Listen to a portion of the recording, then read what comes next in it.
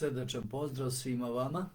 Zaista se iskreno radujem što smo posle dužeg vremena ponovo zajedno i dok ne znam kako ste proveli ovaj današnji dan. Na neki način 1. maj je, ne znam koliko će od vas biti prisutno večeras, iako smo najavili ovu temu za večerašnje izučavanje Svetoga pisma, ali znam da su možda neki na putu svojim domovima sa jednog prelepog odmora. Ja sam sa mnogim mojim prijateljima, u stvari bila je to jedna velika grupa od nas, 45 bili na Fruškoj gori i zaista jedan naš prijatelj domaćin nas je ugostio i u prirodi smo bili, zajedno je bilo malo spremanje hrane i lepo vreme, malo je vetar duvao, ali nije smetalo da nije mogao da pokvari atmosferu koju smo imali. Zašto sam tako dugo bio odsutan? Neki od vas ste možda znali da je bio trenutak kada sam otišao za Chicago, tamo sam bio pozvan da imam određena predavanja. Ja verujem da će uskoro mi poslati snimke, tako da mogu da stavim je na YouTube kanal da i vi vidite te teme koje su bile tamo. Ali pre nego što otpočnemo naše izučavanje Svetoga pisma, želeo bih da vam predstavim šta se događalo u međuvremenu.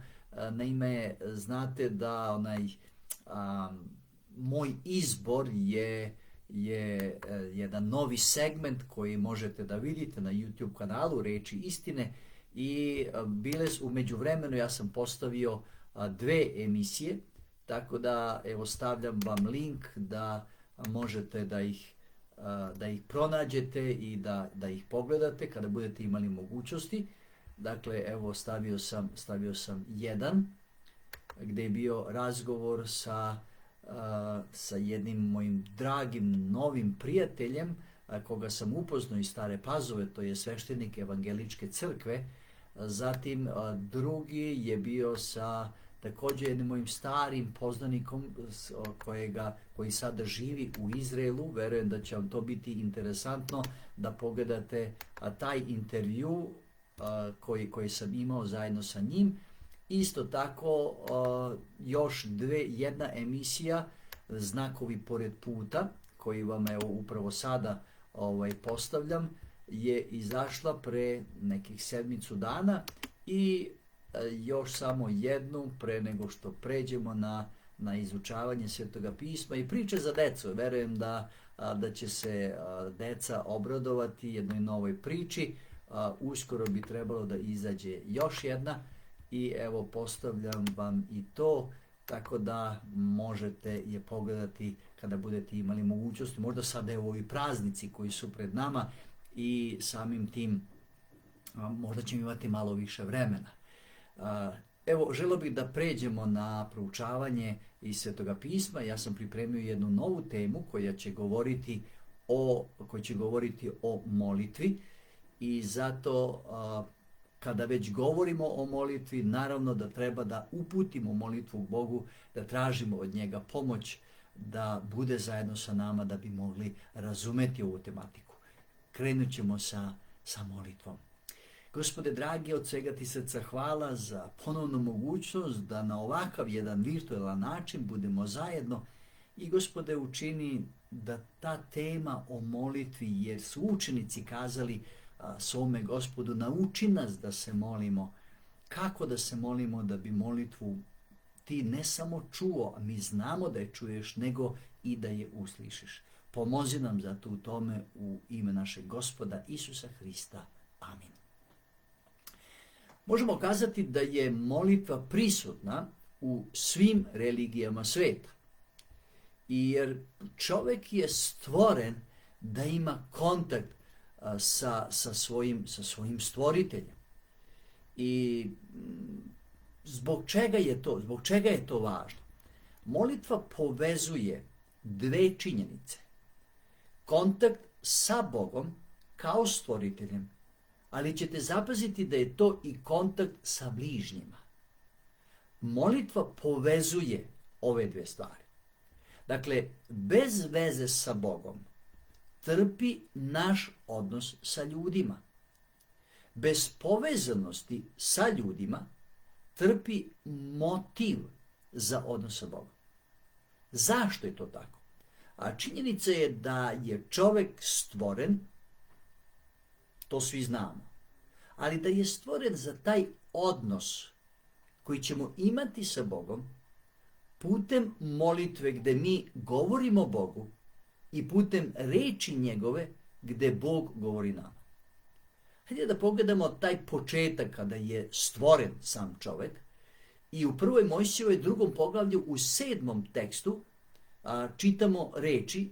Mi ćemo danas imati, odmah da vam kažem, jako mnogo biblijskih tekstova. Jako mnogo biblijskih tekstova. Ne znam da li je osoba koja je uvijek te tekstove stavljala tu zajedno sa nama, ali beležite te tekstove i možete kasnije da ih čitate i vi sami. Dakle, 1. knjiga Mojsijeva, 2. poglavlje, 7. tekst, gdje se opisuje stvaranje samoga čoveka. A stvori Gospod Bog čoveka od praha zemaljskog i dunu mu u nos duh životni i zapazite, posta čovek duša živa. Ja bih dao jedan komentar, odnosno pročitao jedan komentar, jer Jevreji su govorili da ovaj tekst govori o čovekovoj duhovnosti. Prvo nisam razumeo šta u stvari to znači, kakve veze ima stvaranje sa duhovnošću, a onda sam pročitao sljedeću izjavu. Jedino oni koji dišu, koji su živi, mogu uživati duhovni život. I samo oni koji imaju duhovni život, koji su duhovni, oni istinski dišu. Prema tome, duhovni i biološki život su nerazdvojivi. Evo jednog interesantnog citata koji je izgovorio Justin Popović, koji je kazao ovako. Bogolikom i stroga bogočežnjivom biću, čoveku, ništa nije prirodnije i potrebnije nego da stalno bude u metanijskom molitvenom čeznuću za Bogom. Da se dobrovoljno pretvori u molitvenu strelu besmrtne Hristočežnjivosti. Veoma interesantan citat. Evo još jednoga koji je izgovorila duhovni pisac Ellen White, koja je kazala ovako: neka vam se srce rastapa od duboke čežnje da izađete pred Boga, Boga živoga. Neka vam dušu ispune veličanstvene predstave o Bogu.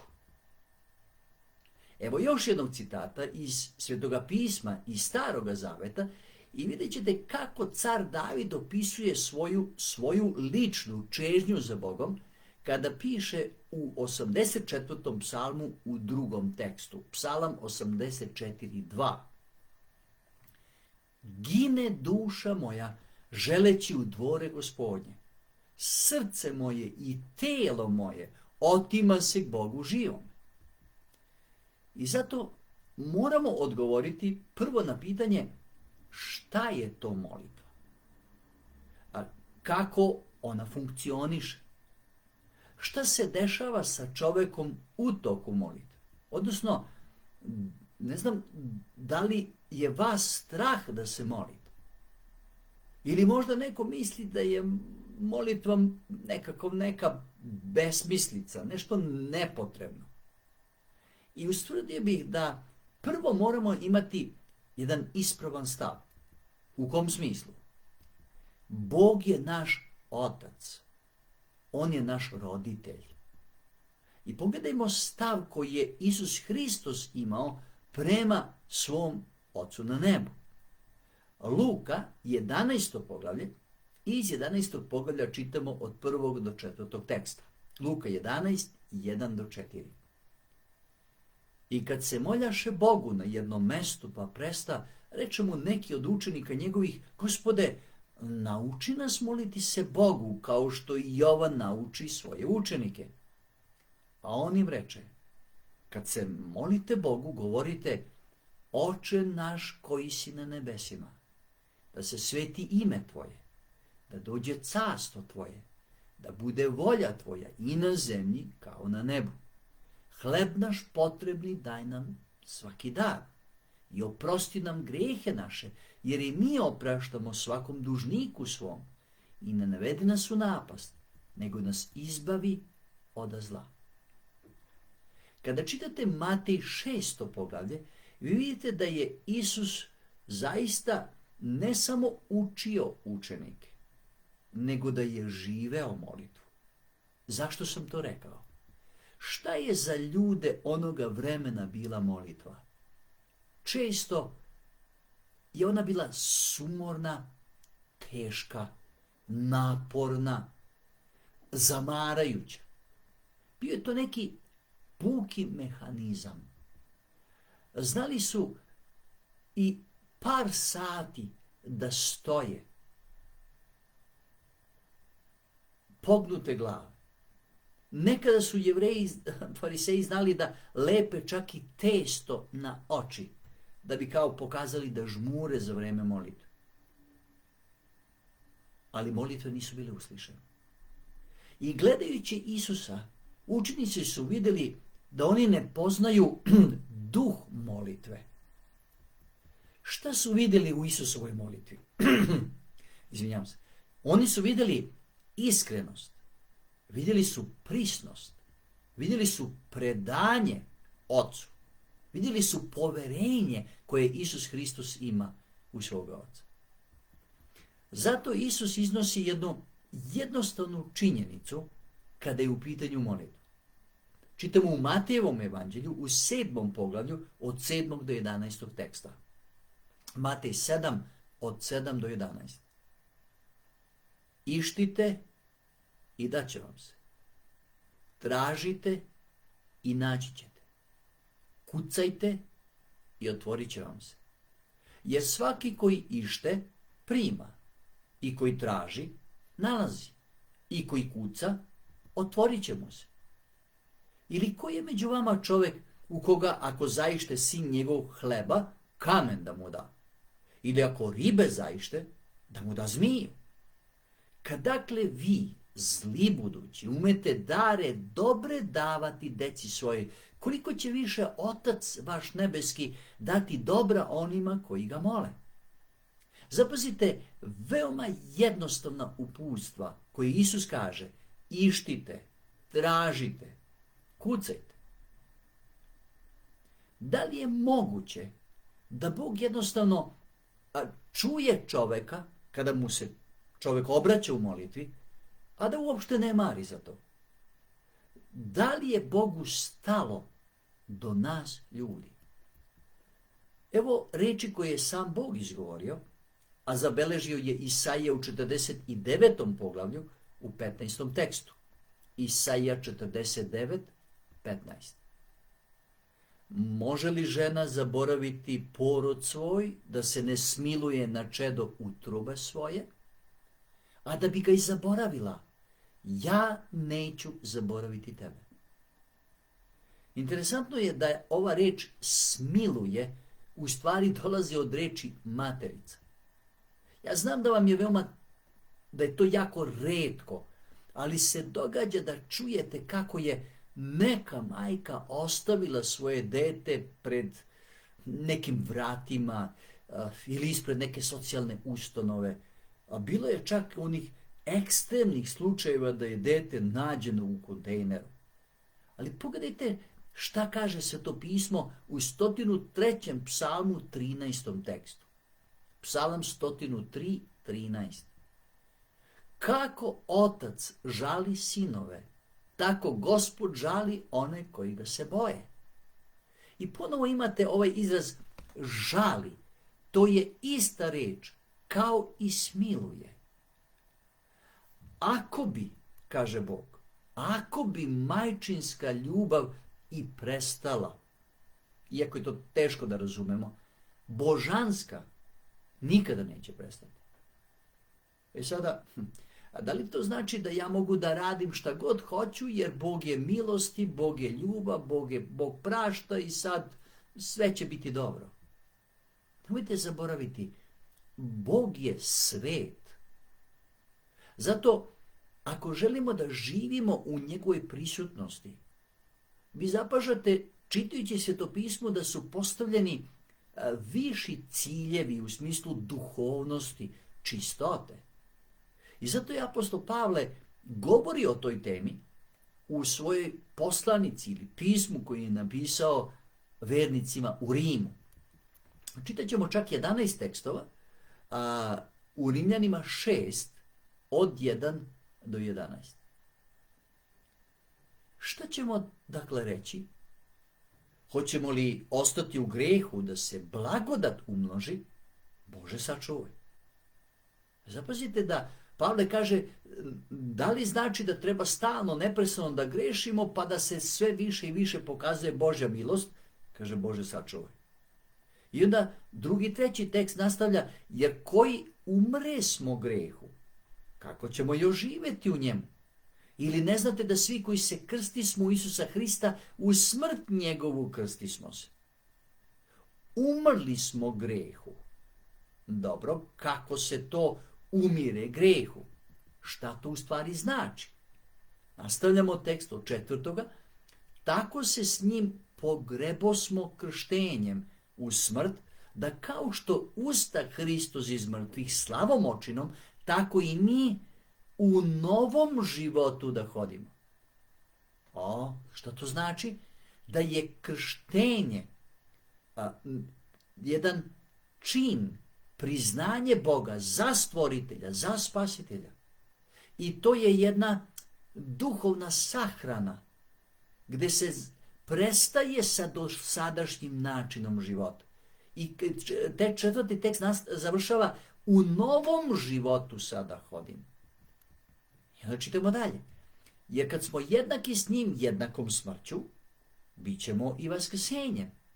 Znajući da se stari naš čovjek razape s njime, da bi se telo grešno pokvarilo, da više ne bismo služili grehu. Znači, dosadašnji način života je prestao, to je sahranjeno, to je umrlo.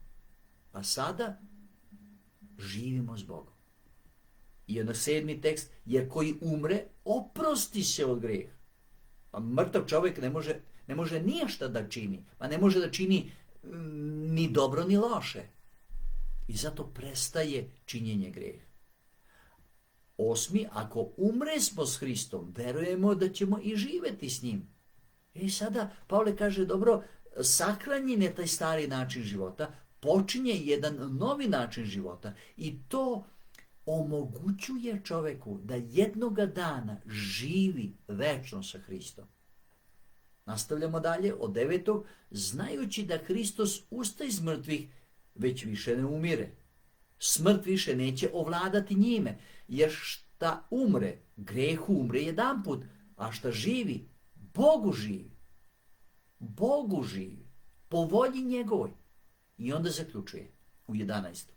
Tako i vi, dakle, držite sebe da ste mrtvi grehu, a živi Bogu, u Hristu Isusu, Gospodu našem. Zato reciprocitet je jednostavan. Vi znate da ne možete sa malo novca kupiti mnogo. Ne može se sa malo žrtve dobiti spasenje. Šta to u stvari znači? Prestaje dosadašnji način, grešan način života. Počinje novi, sa Bogom. I on nam daje snage da živimo po njegovoj volji. Ali vratimo se našoj temi. Dakle, molitva nije nešto što činimo povremeno. Nije samo iznošenje nekih zahtjeva. Postoje ljudi koji se mole, Bože daj mi ovo, treba mi ovo, učini za mene ovo. Samo traži. S druge strane, to nije neka magija. Nije tehnika ravnoteže između uma i tela. Molitva je, dragi moji, način života. To je susret sa jednim živim bićem sa Bogom. Ajde da vam dam jedan primjer te saradnje, tog razgovora sa Bogom. A prva Mojsijeva 18. poglavlje, čitamo 17. tekst. Prva knjiga Mojsijeva 18:17. A Gospod reče, kako bih tajio od Avrama šta ću učiniti. O čemu se radi? Bio je to trenutak kada je Bog zbog ogrezlosti u grehu stanovnika Sodoma i Gomora morao da uništi te gradove. I tu odluku Bog deli sa Avramom. Znamo da se on cenkao sa Bogom, ako mogu da upotrebim taj izraz, da to ne učini. I što kaže, ako mu ima 50, pa onda smanjuje za 5, 45, pa onda 40, 30, 20, 10. Ma ni toliko nije bilo, nažalost. Ali sada ja naglašavam razgovor koji Bog ima sa Avramom. Pogledajte kako je Bog rekao preko proroka Isaije. Isaija 41:8. Isaija 41:8. Ali ti, Izraelju, slugo moj, Jakove, koga izabrah, seme Avrama, prijatelja mog. Kako je Bog nazvao Avrama? Prijateljem. Kako bi voleo da Bog tako nešto misli o meni. S druge strane, vi vidite da je bilo kod mnogih ljudi čak i rasprave sa Bogom. I Bog je to dozvolio. Evo da čitamo i tekst iz Jeremije 12:1. Knjiga proroka Jeremije 12. poglavlje, prvi tekst. Pravedan si, Gospode, ako bih se pravdao s tobom, ali ću progovoriti o sudovima tvojim. Zašto je put bezbožnički srećan? Zašto žive u miru svi koji čine neveru?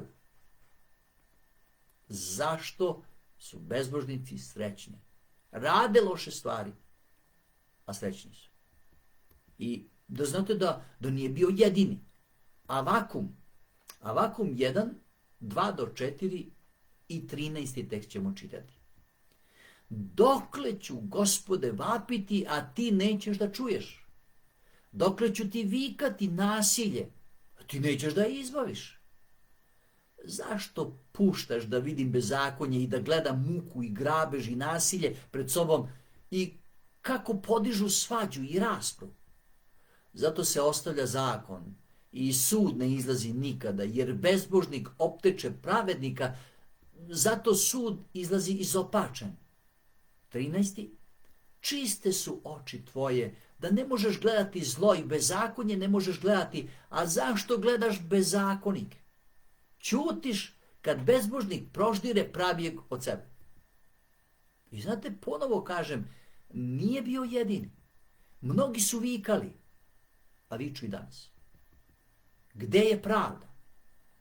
Gde je bila pravda kada je u pitanju sam Gospod Isus Hristos? Gde? Evo tekst iz Jevrejima 5:7. Jevrejima poslanica 5:7. On u dane tela svog moljenja i molitve k onome koji ga može izbaviti od smrti sa vikom velikom i sa suzama prinošaše i bi utešen po svojoj pobožnosti. I Hristos je vikao. I to kaže sa velikom vikom i suzama. I da li je bio uslišen? Nije. Zašto? Evo jednog odgovora. Luka 10:21. Luka 10:21. U taj čas obradovao se Isus u duhu i reče: hvalim te, Oče, Gospode neba i zemlje, što si ovo sakrio od premudrih i razumnih, a kazao si prostima. Da, Oče, jer je tako bila volja tvoja. Da li i mi, kao naš Gospod, prihvatamo Božju volju, kakva god da je? A ne znam da li ćete se složiti sa mnom, ali da li smo nekada sami krivi za stanje u kojem se nalazimo? Na čega mislim? Hajde da vas podsjetim na Jakova. U prvoj Mojsijevoj 32. poglavlju, u 26. tekstu, zabeležene su reči koje izgovara Jakov, koji priča, razgovara sa Bogom. Prva Mojsijeva 32:26. Pa onda reče, pusti me, zora je. A Jakov mu reče, neću te pustiti dokle me ne blagosloviš. Vi znate ovaj događaj. Jakov je prevario brata, prevario je oca, pobegao je u Haran kod ujaka svog Lavana i sada se posle 20 godina vraća kući. Ustrahuje jer je čuo da mu dolazi brat u susret sa 400 vojnika. I on zna da mu je jedina nada samo Gospod. I on moli za oproštaj. I onda u jednom trenutku dok se moli, osjeća ruku na svom ramenu i počinje borba. I na kraju shvata da se bori protiv Boga i traži blagoslov.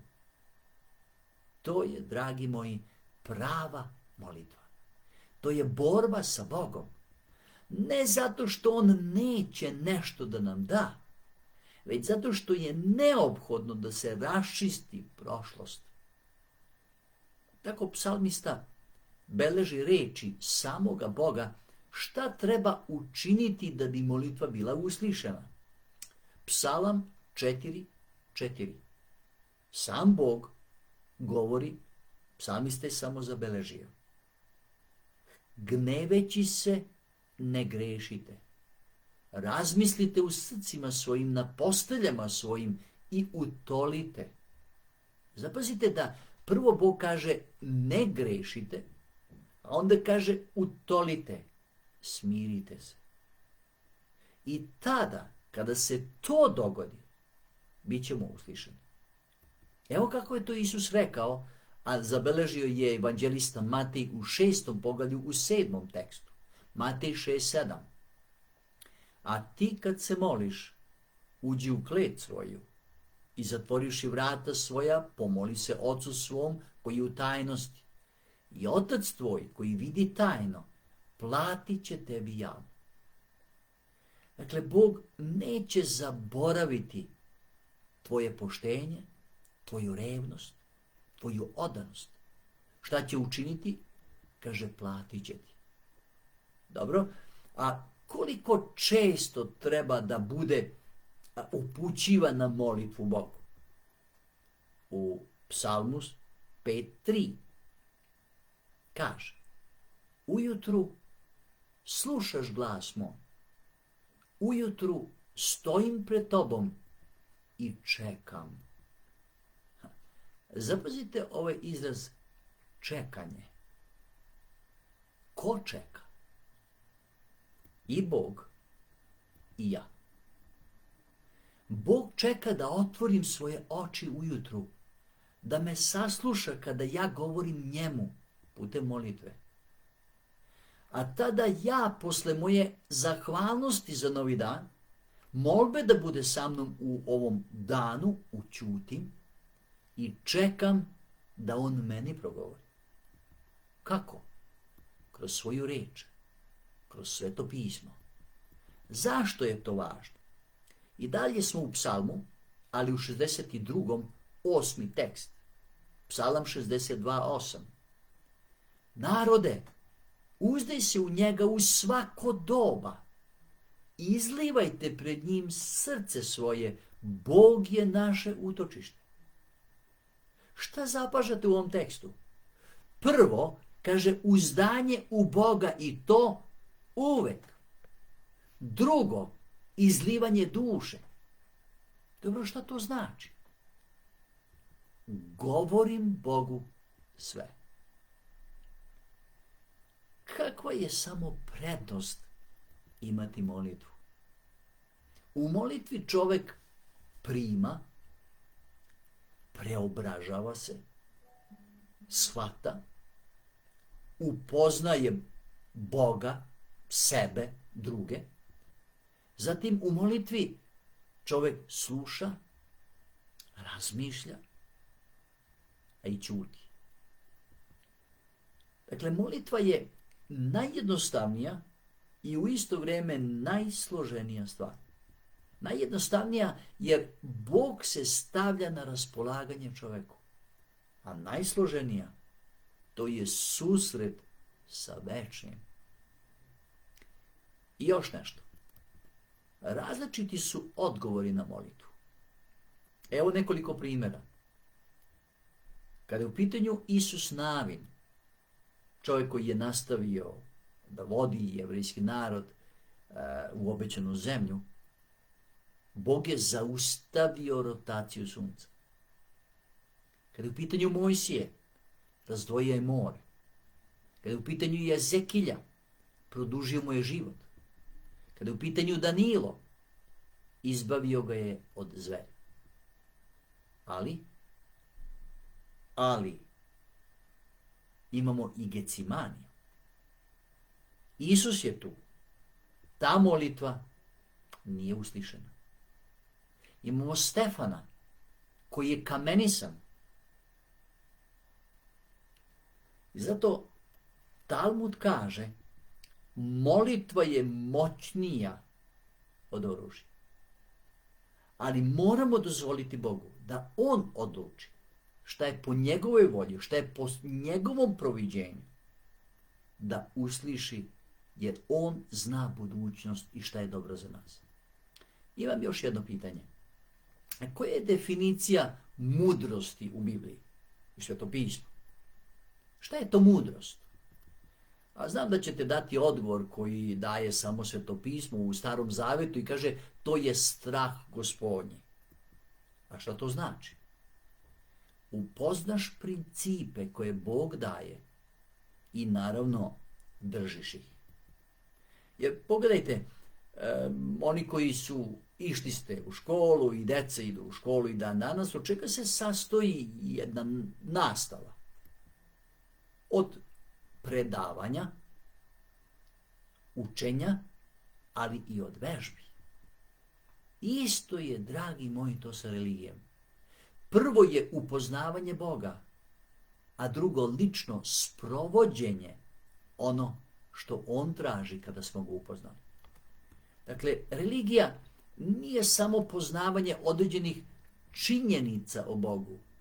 Religija je kada On razdvaja Crveno more u tvom životu. Kada tebe izbavlja iz lavovske jame. Dakle, religija je kada Bog deluje. Religija je kada svakodnevno živiš sa Bogom. Upravo zato je lična molitva nezamenjiva. I zato bih završio ovu temu sa jednim predivnim pozivom, jednom tvrdnjom koju nam daje psalmista u 34. psalmu u 8. tekstu. Psalam 34:8. Ispitajte i vidite kako je dobar Gospod, blago čoveku koji se uzda u njega. Molim vas, nemojte nikada ovo zaboraviti. Mi smo stvoreni za zajednicu sa Bogom. Drugo, Bog je naš Otac koji nas voli. I treće, isprobajte molitvu u svom ličnom životu. Tada ćete znati da ona deluje. I želio bih da, evo, malo samo pročitam komentare koji ste vi zabeležili, a onda da se eto i pomolimo Bogu na kraju. Znači pokušati da idem skroz dokle god mogu. Ok. Ko nam se obratio na samom početku? Moment samo da vratim, scrollujem.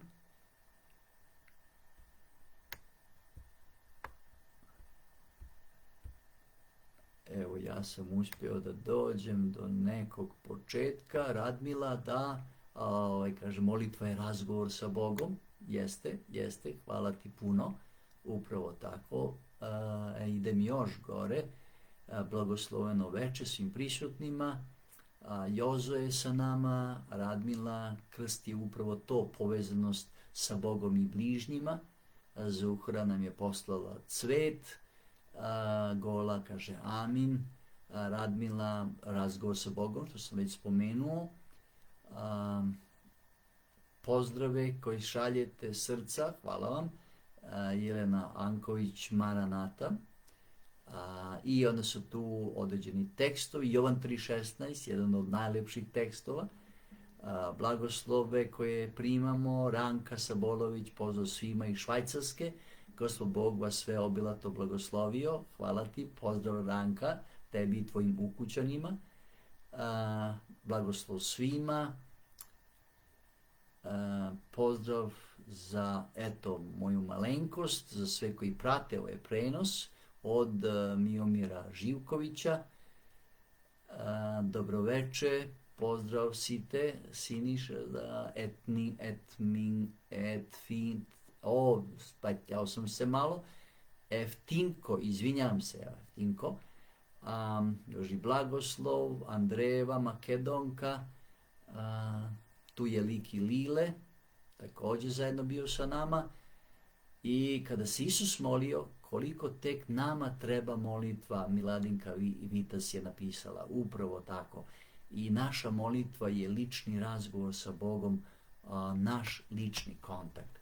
Potpuno se slažem sa vama i moja je želja da zaista Gospod bude sa nama i da usliši naše molitve koje mi izgovaramo njemu. Pomolimo se na kraju.